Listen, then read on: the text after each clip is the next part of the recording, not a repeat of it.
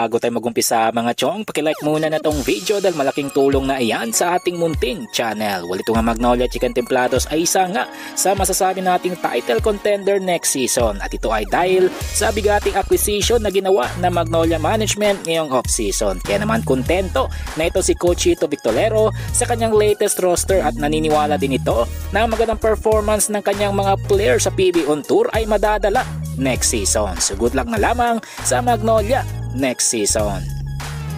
Sa ibang balita, punta naman tayo sa Philippine Basketball Association o PBA na mayroong magandang plano para sa kanilang masugid na taga-subaybay. Well, ayon pa sa report, plano ng PBA Board of Governors na aprobahin na next season ang mga bagong teams na gusto mag-apply sa liga. At ito ay upang matulungan ang mga draftees o rookies na mabigyan ng kontrata at syempre para na din sa kapakanan ng liga at mga fans na matagal nang iniling ang karagdagang teams sa liga. Well, panguli sa ating balita mga chong, patungkol naman sa controversial player ng TNT, walang iba kundi si Mikey Williams na binabato ng sarit-saring issue ngayong off-season, especially matapos ang Asian Games. Well, ayon pa sa report, itong si Mikey Williams raw ang tinutukoy ni Boss Francis Chua na umiling ng malaking pera kapalit ng kanyang serbisyo sa Gilas, Pilipinas. Well, maliban sa pera ay mayroon na naman itong issue sa kanyang mother team na TNT Tropang Giga, kaya marami ang humiling ngayon na iba na lang ito sa PBA. Well mga chong, nandito na lang ang ating balitang PBA at syempre huwag kalimutan mag-subscribe at i-like itong video bilang